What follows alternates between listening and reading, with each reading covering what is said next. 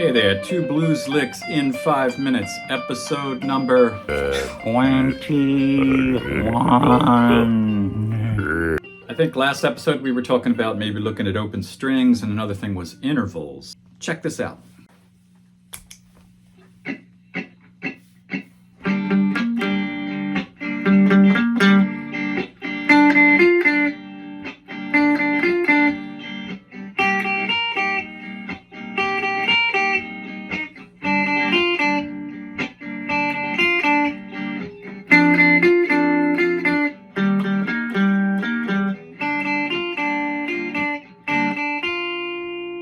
One of the rules that we had mentioned before about intervals was, and we're talking G minor pentatonic, is that the G gets a step and a half, a whole step and a half. The D gets a whole step and a half. And the fourth, which is C, gets just a whole step. So that's your 1, 4, 5. And you've got two of them getting 1.5 steps, and the other one getting 1 step, the C, the 4. So the 1 and the 5 get the big stretch, the 4 gets the small stretch. And if we apply that just to those notes all over the fretboard, we get this.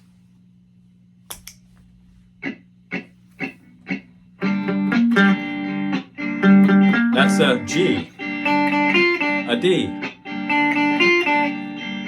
G, G, C, G, D. Now that's a good exercise to find your G's. Oh, now did he say G string? Oh, baby. Oh, jeez. All over the fretboard. So you've got these G notes, memorize where they're at, where they are at, and then you work the big stretch in. You know, you've got G's. Learn those, and then you've got the big stretch in everywhere. Just find out where they are. Now that's working with the 1, 4, 5. Just the G and the D, the 1 and the 5, have the large stretch for your left hand, if you're playing guitar right-handed like this. All of the others have the whole step. So anything that's in G minor, if we go to the C right here, which is the 4, it has, okay, just a whole step jump, 1 to 3. The F, and we're referring here to form 1. The F to the G is just a whole step. The B flat to the C is just a whole step.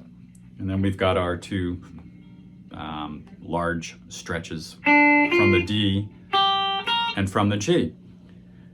That's the whole thing right there. Now, what we're trying to do now is find those guys up here and then do those intervals, make those interval stretches based on what note you're at. What does that do? It gets you really familiar with learning the fretboard, learning the notes. So how does that apply to learning the G minor pentatonic? Well, we were talking 1, 4, 5 intervals here. We know the 1 and the 5 have the big stretch, and the 4 has the small stretch. C to D would be the 4th. G, here up to a B flat is the big stretch, and D, up to that F is another large stretch, and that's our 1, 4, 5. Now, take the G minor chord. It has a G minor root, which is our 1.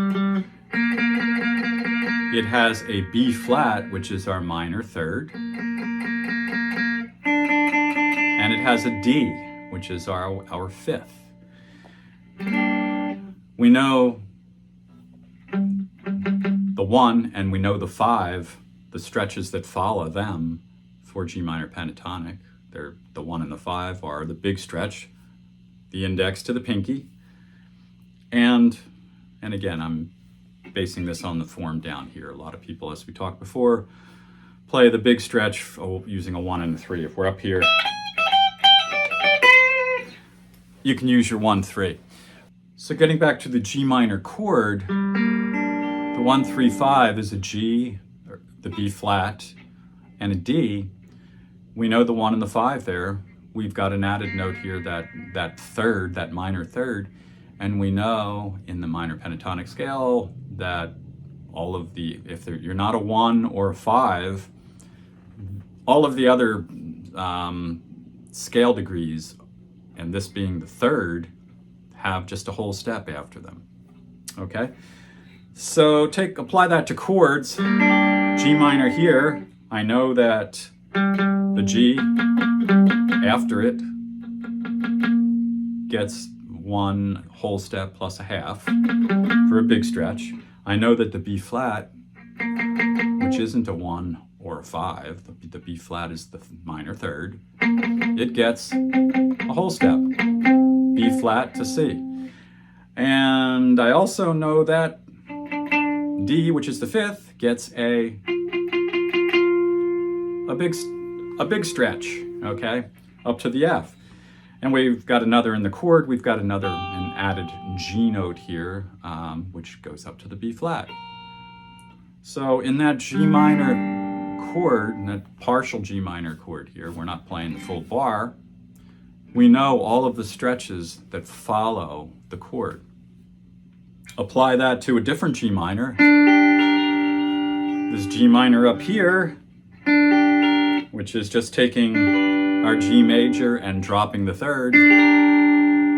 Those same stretches that we just looked at here apply to this G minor chord also. Now you're going to have, this is a different inversion, so the stretches are going to be a little different up here as far as the string alignment that we just did goes. So if we were to look at the intervals for this G minor chord up in this position, the B flat gets a whole step stretch, just index to third to ring finger. This G note gets a big stretch up to a B flat. This G note, we know, gets a big stretch also this is a D note. It gets a big stretch, okay, up to a F, or is it an F? Dr. Shank. That phrase would be an S, not a F. So I know a little of this is I don't want to say redundant, but maybe repetitive. Dr. Shank can define those words also. Redundant is defined as something that can be left out, something that's not necessary. But again, you practice these little bits, and you'll learn things by rote. They'll come so natural. And that's really the interval part of this. Apply it to all of the chord shape, all of the different chord shapes for G minor. Check this out.